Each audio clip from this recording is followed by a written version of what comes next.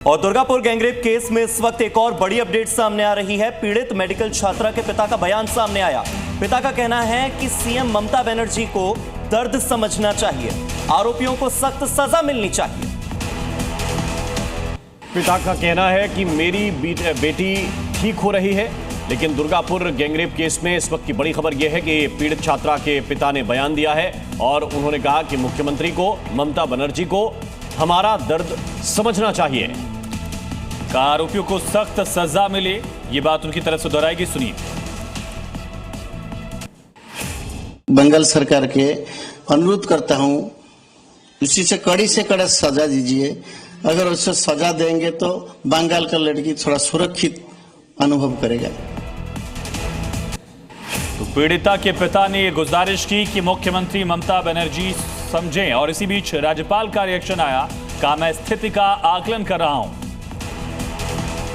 तो राज्यपाल कह रहे हैं कि मैं जाकर देखूंगा कि वहां पर क्या हुआ, पूरा घटनाक्रम किस तरह से घटित हुआ। राज्यपाल बोस का यह कहना है कि मैं स्थिति का आकलन कर रहा हूं, जाकर खुद देखूंगा कि वहां क्या हुआ। पश्चिम बंगाल में ऐसी घटनाएं लगातार बढ़ रही हैं, क्योंकि आपको याद होगा इससे पहले आरजीकर मेडिकल अस्पताल में भी इसी तरह का केस साल 2024 में घटित हुआ था, और उसके बाद फिर से मेडिकल छात्रा एक बार गैंगरेप का शिकार बनी।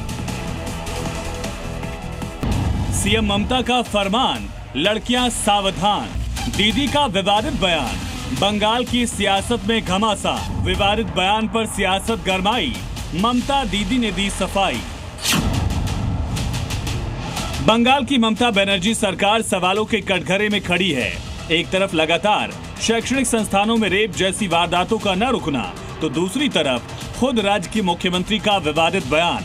और जब बयान पर सियासत गरमाई तो दीदी की सफाई भी आई।